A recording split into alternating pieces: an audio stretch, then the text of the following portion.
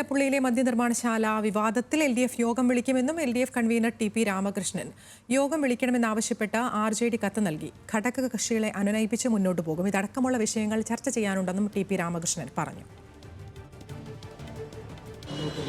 RJD ഇടതുപക്ഷ ജനാധിപത്യ മുന്നണിക്ക് ഒരു കത്ത് അയച്ചിട്ടുണ്ട്. ഈ വിഷയങ്ങളെല്ലാം ചർച്ച ചെയ്യുന്നതിന് വേണ്ടിയുള്ള യോഗം വിളിക്കണമെന്നുള്ളത്.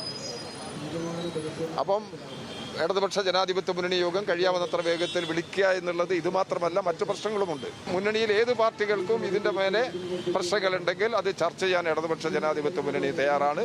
ഇടതുപക്ഷ ജനാധിപത്യ മുന്നണിയിലെ എല്ലാ പാർട്ടികളുടെയും അഭിപ്രായങ്ങൾ പരിഗണിച്ചുകൊണ്ട് തന്നെയാണ് മുന്നോട്ട് പോകുന്നത്.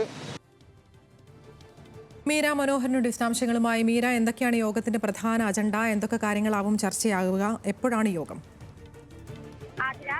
ഇപ്പോൾ TP രാമകൃഷ്ണൻ നമ്മൾ പ്രതികരിച്ചിരിക്കുന്നത് ഈ എലപ്പുള്ളിയിലെ മദ്യനിർമ്മാണശാലയുമായി ബന്ധപ്പെട്ടുകൊണ്ട് സർക്കാർ വളരെ പോസിറ്റീവായി മുന്നോട്ട് പോകുമ്പോഴും LDF-നകത്തുള്ള ഘടകകക്ഷികൾക്ക് വിരുദ്ധാഭിപ്രായം ഉണ്ടായിരുന്നു. ആ സാഹചര്യത്തിൽ RJD ഉൾപ്പെടെ കത്ത് ഈ LDF മുന്നണിക്ക് നൽകിയിട്ടുണ്ട് എന്നാണ് നമുക്കിപ്പോൾ മനസ്സിലാക്കാൻ സാധിക്കുന്നത്.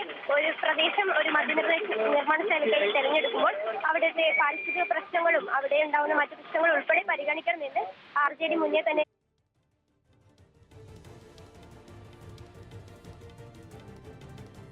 മദ്യനിർമ്മാണശാലയുമായി ബന്ധപ്പെട്ടാണ് വിഷയങ്ങൾ ചർച്ച ചെയ്യാൻ യോഗം വിളിക്കണം എന്നുള്ളതാണ് തീരുമാനമെന്നാണ് LDF കൺവീനർ TP രാമകൃഷ്ണൻ പറഞ്ഞത്. വിശദാംശങ്ങൾ നൽകുകയായിരുന്നു മീര മനോഹരൻ.